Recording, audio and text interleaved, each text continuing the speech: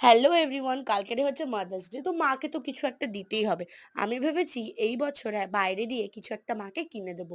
কিন্তু তারপর আমি ভাবলাম মা তো সব কাজ নিজের হাত দিয়ে আমাদের জন্য করে না। তো আমাদেরও এটা কর্তব্য যে নিজে হাত দিয়ে মাকে কিছু একটা বানিয়ে দেওয়া। আর বানিয়ে দেওয়ার কথা এলে আমার মাথায় তো কার্ডই আসে।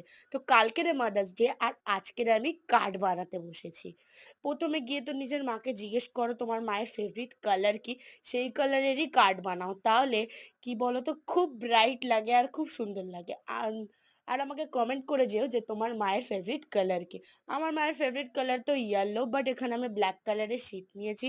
কারণ এই যে এই ব্ল্যাকের ওপর হোয়াইট, এইটা করার জন্য আমি অনেকদিন ধরে ভাবছিলাম যে কিছু তো একটা করব। তো আমি ভাবলাম যে আজকে না মাদার্স ডে কার্ডেই এটা করি। আর এটা পুরো একটা প্রিন্ট পেপারের মতো লাগছে। এটা করতে আমার খুবই বেশি কষ্ট হয়েছে। মানে ধরে ধরে ধরে ধরে একটা করতে হয়েছে। তারপরে এখানে আমি হ্যাপি মাদার্স ডে এর একটা ট্যাগ বানাচ্ছি। আর তোমাদের যদি এই কার্ডটা ভালো লেগে থাকে তাহলে কিন্তু একটা লাইক করে দিও। তারপর আমি একটু হোয়াইট রিবন নিয়েছি। রিবন নিয়ে আমি এখানে বো বানিয়ে একটাতে লাগিয়েছি। আর ভেতরে তোমরা এখানে তোমার মনের কথা মাকে জানিয়ে একটা কিছু লিখতে পারো, কিংবা অন্যভাবে কিছু তোমরা তোমার ক্রিয়েটিভিটি তুমি দিতে পারো। এখানে আমি একটা বো দিয়ে লাগিয়ে দিলাম কার্ডের ওপরে।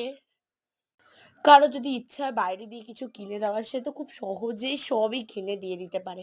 কিন্তু নিজে হাতে বানানো, ভালোবাসা দিয়ে বানানো জিনিসের মর্যাদাটাই আলাদা। আমি তো সবসময় এটাই প্রেফার করব, নিজে হাতে বানিয়ে ভালোবেসে মাকে দাও সেটা।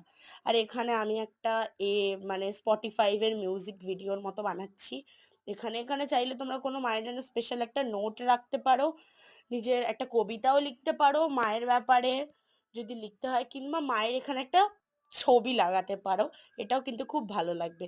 Thanks for watching everyone. আর যদি কার্ডটা তোমাদের ভালো লেগে থাকে তাহলে কিন্তু একটা কমেন্ট করে দিও আর একটা লাইক। Thanks for watching.